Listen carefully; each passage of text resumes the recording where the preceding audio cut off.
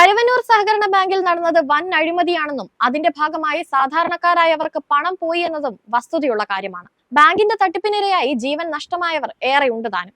ഇതോടെ ഒരു വിഭാഗം സഖാക്കൾ തന്നെ പാർട്ടിക്കെതിരായി. ഇവരാണ് ബാങ്കിലെ കൊടിയ അഴിമതി വിവരങ്ങൾ പുറത്തു കൊണ്ടുവന്നത്. ഇതിന്റെ പേരിൽ ചിലരെ പുറത്താക്കിയാണ് പാർട്ടി പ്രതികാരം തീർത്തത്. എന്നാൽ പാർട്ടിക്കുള്ളിലെ തന്നെ ചിലർ രഹസ്യ വിവരങ്ങൾ ചോർത്തി നൽകിയതാണ് ഇഡിക്ക് കരുവന്നൂരിൽ തുണയായി മാറിയത്. കരുവന്നൂർ ബാങ്ക് തട്ടിപ്പിനെ കുറിച്ച് CPM നടത്തിയ അന്വേഷണത്തിന്റെ റിപ്പോർട്ട് പാർട്ടിയിൽ നിന്ന് തന്നെ ഇഡിക്ക് ചോർത്തി നൽകിയെന്നാണ് പുറത്തുവരുന്ന സൂചനകൾ. പാർട്ടി ജില്ലാ സെക്രട്ടേറിയറ്റിൽ മാത്രമേ ഈ രേഖ ഇതുവരെ അവതരിപ്പിച്ചിട്ടുള്ളൂ. 31 പേജുള്ള ഇതിന്റെ പൂർണ്ണരൂപം ഇഡിക്ക് കിട്ടിയിട്ടുണ്ടെന്നാണ് പാർട്ടി മനസ്സിലാക്കിയ വിവരം.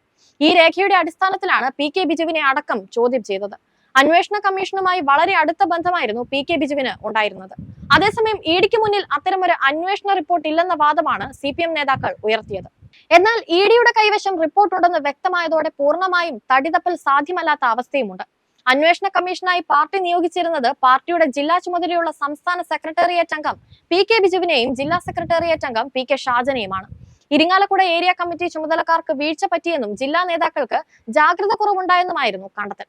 ഏത് വിഷയത്തിലാണ് ജാഗ്രത കുറവ് എന്നതിന് മറ്റു വിശദീകരണങ്ങളാണ് നേതാക്കൾ ഇഡി മുൻപാകെ നൽകിയത്. 2021 മെയ്യിൽ നടന്ന സെക്രട്ടേറിയറ്റ് യോഗത്തിൽ ഈ രേഖ ചർച്ച ചെയ്തിരുന്നു.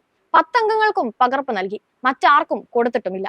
പിന്നീട് ഇരിങ്ങാലക്കുട ഏരിയ കമ്മിറ്റി യോഗത്തിൽ 2 സംസ്ഥാന കമ്മിറ്റി അംഗങ്ങൾ ഈ റിപ്പോർട്ടിന്റെ പൂർണ്ണരൂപം റിപ്പോർട്ട് ചെയ്തിരുന്നു. ഈ 2 സംസ്ഥാന കമ്മിറ്റി അംഗങ്ങൾക്കും പകർപ്പ് നൽകി. മറ്റ് ഏരിയ കമ്മിറ്റികളിൽ ഉള്ളടക്കം മാത്രമാണ് റിപ്പോർട്ട് ചെയ്തത്. സംസ്ഥാന കമ്മിറ്റിക്കും റിപ്പോർട്ട് കൈമാറിയിരുന്നു. അതീവ രഹസ്യമായി സൂക്ഷിച്ച റിപ്പോർട്ട് മുഴുവനും എങ്ങനെ ഇഡിക്ക് ലഭിച്ചു എന്നതാണ് നേതൃത്വത്തെ വലയ്ക്കുന്ന ചോദ്യം. റിപ്പോർട്ട് ഉണ്ടെന്ന കാര്യം തൽക്കാലം നിഷേധിക്കാനാണ് പാർട്ടിയുടെ തീരുമാനം. എന്നാൽ പാർട്ടി പത്രത്തിലും പാർട്ടി കുറിപ്പിലും കരുവന്നൂർ ബാങ്ക് അഴിമതിയുടെ പേരിൽ നടപടിയെടുത്തതായി പറയുന്നുണ്ട്.